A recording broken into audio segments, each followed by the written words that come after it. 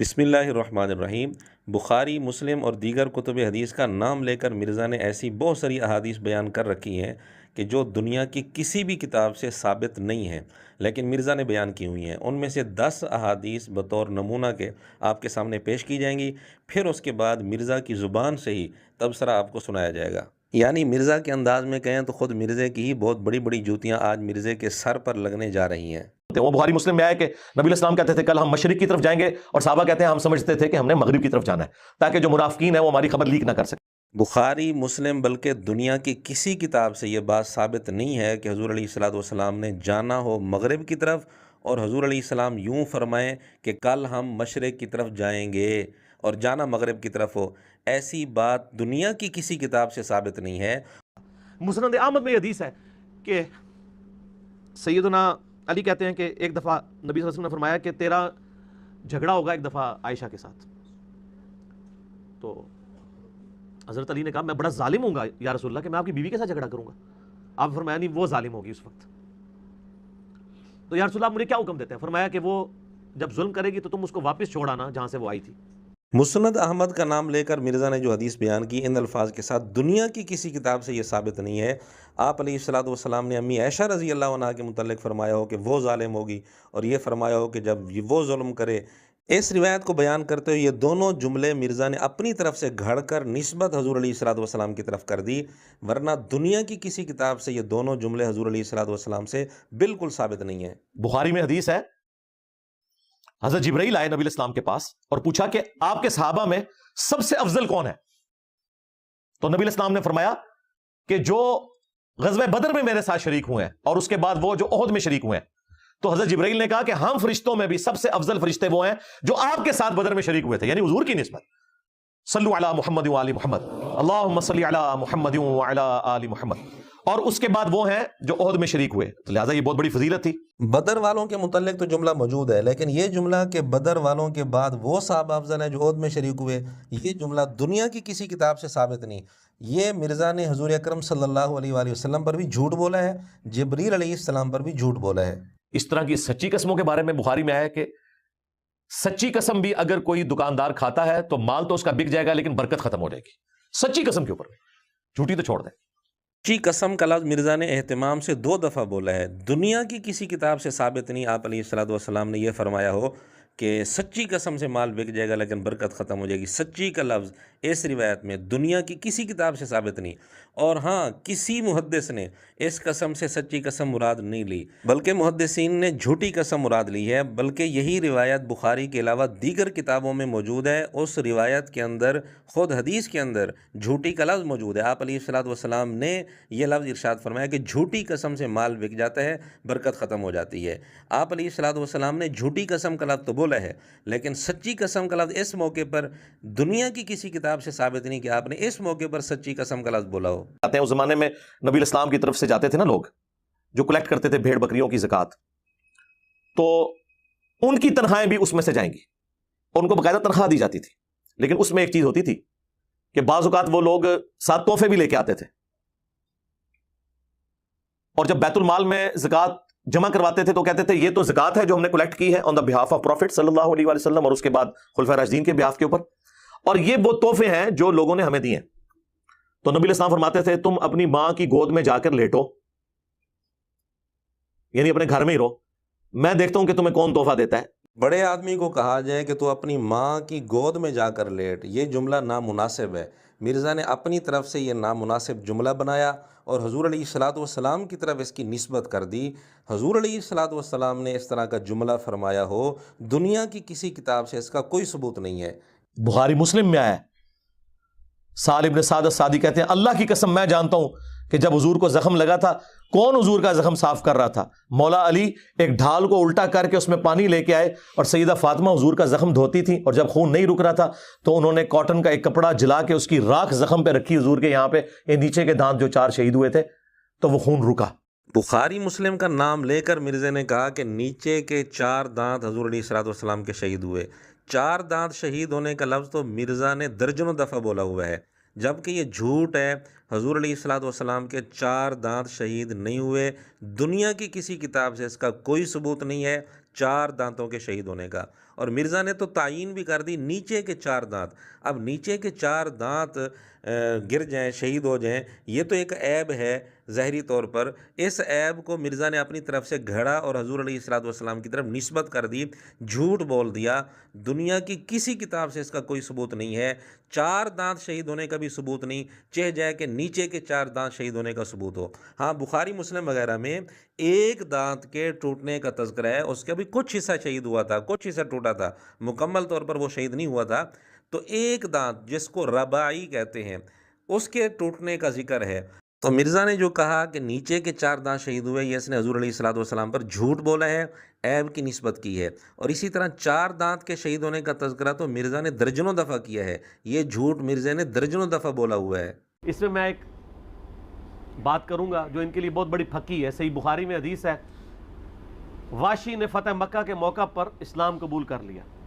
ویسے تو بھاگ کے وہ طائف چلا گیا تھا۔ حضرت بلال حبشی بھی چونکہ حبشی تھے، واشی بھی حبشی تھا، تو حضرت بلال حبشی جہاں باقی لوگوں نے اپنے رشتہ داروں کے لیے امان حاصل کی فتح مکہ کے موقع پہ، تو انہوں نے بھی حضور سے کہا کہ رسول اللہ میں بھی اس کو امان دینا چاہتا ہوں، میں اس کو قائل کر لوں گا کہ وہ اسلام قبول کر لے، کیونکہ سورہ توبہ میں آیات نازل ہو چکی تھی کہ اب جن لوگوں نے ایمان نہیں قبول کیا وہ عرب کی سرزمین چھوڑ کے چلے جائیں، ادروائز وہ قتل کیے جائیں گے، عذاب استحصال آئے گا ان پہ۔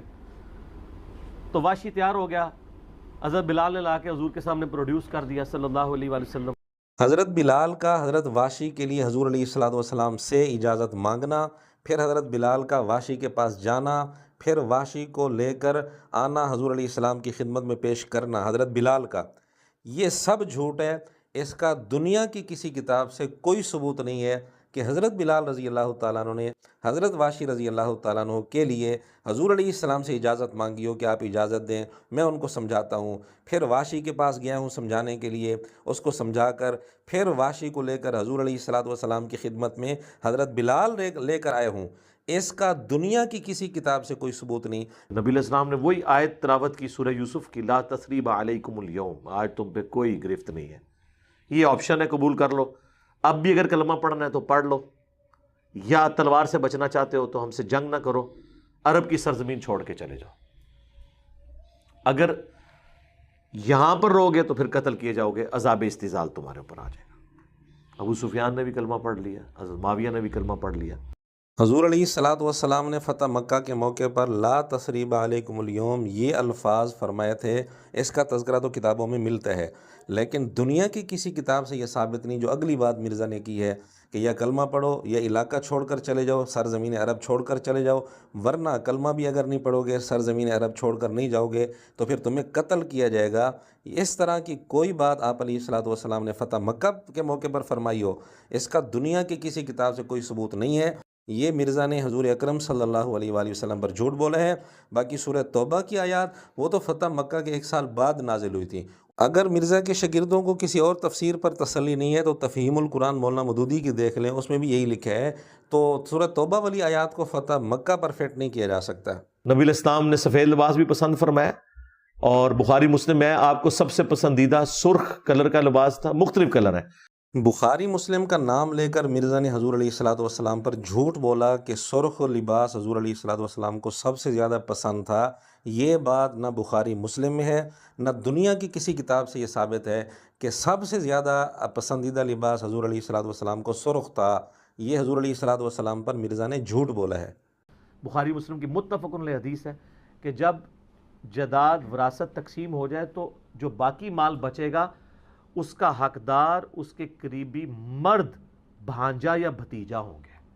بخاری مسلم کا نام لے کر مرزا نے جو حدیث بیان کی ہے ان الفاظ کے ساتھ، حدیث نہ بخاری مسلم میں ہے نہ ہی دنیا کی کسی کتاب سے ثابت ہے جس میں بھانجا بھتیجا یہ دونوں کا تذکرہ ہو، اور ایسی بھی کوئی حدیث نہیں ہے بخاری مسلم میں جس کا مفہوم کسی محدث نے یہ لکھا ہو جو مرزا بیان کر رہا ہے، جس میں بھتیجے اور بھانجے کا تذکرہ ہو۔ ویسے تو 10 کا عدد پورا ہو گیا، چلیں ایک اور نمونہ بھی ہم آپ کے سامنے پیش کر دیتے ہیں، یہ 11 حدیثیں ہو جائیں گی۔ اور بخاری مسلم میں حدیث ہے کہ بھانجا اور بھتیجا خاندان میں شمار ہوتا ہے وراثت کے اعتبار سے۔ بخاری مسلم کا حوالہ دے کر مرزا نے جو حدیث بیان کی ان الفاظ کے ساتھ، بخاری مسلم میں بھی حدیث نہیں ہے، دنیا کی کسی کتاب سے ثابت نہیں ہے، اور ایسی بھی کوئی حدیث نہیں جس کا مفہوم یہ بنتا ہو، کسی محدث نے اس کا مفہوم یہ لکھا ہو جو مرزا بیان کر رہا ہے، جس میں بھانجا اور بھتیجا دونوں کا تذکرہ ہو، اور یہ بھی ساتھ تذکرہ ہو کہ وراثت کے اعتبار سے بھانجا اور بھتیجا قوم میں شمار ہوتے ہیں۔ یہ 11 حدیثیں ہم نے پیش کی جو مرزا بیان کرتا ہے، جن کا ثبوت ان الفاظ کے ساتھ دنیا کی کسی کتاب سے نہیں ہے، اور مرزا نے یہ بیان کی ہوئی ہیں، حضور علیہ الصلوۃ والسلام پر جھوٹ بول رکھے ہیں۔ ویسے تو بہت ساری حدیثیں اس طرح کی بیان کی ہیں، لیکن ان میں سے چند ایک آپ کے سامنے ہم نے پیش کر دی۔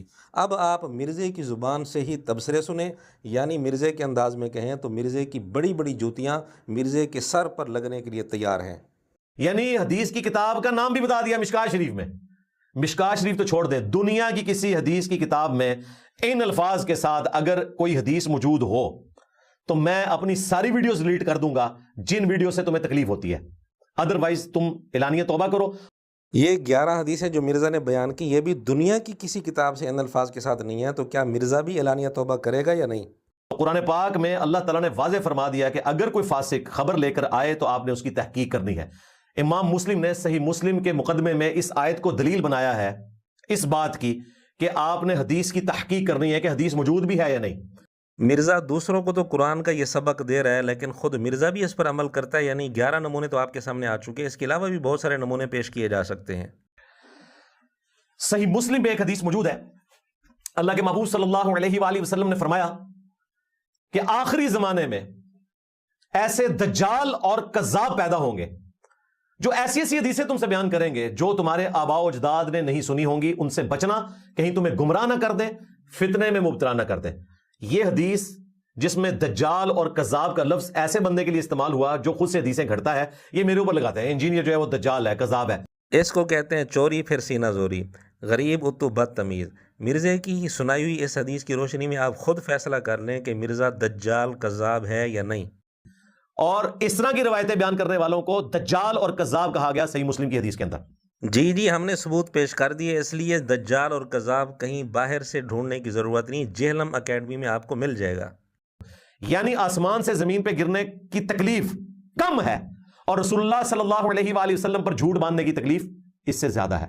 تو بھائی ہمیں تو یہ بتایا گیا تھا، آپ کو یہ بتایا تو گیا تھا، کیا آپ نے اس پر عمل بھی کیا یا نہیں؟ چلو اب عمل کر لو، مرزا اعلانیہ اب توبہ کر لے، رجوع کر لے۔ 11 مثالیں ہم نے دے دی ہیں، چلو انہی پر اعلانیہ توبہ کر لے۔ اگر متوجہ کرنے کے باوجود بھی مرزا ان احادیث کے حوالے سے اعلانیہ توبہ نہیں کرتا تو کیا مرزے کے شاگرد پھر بھی اس کو دجال اور کذاب نہیں مانیں گے؟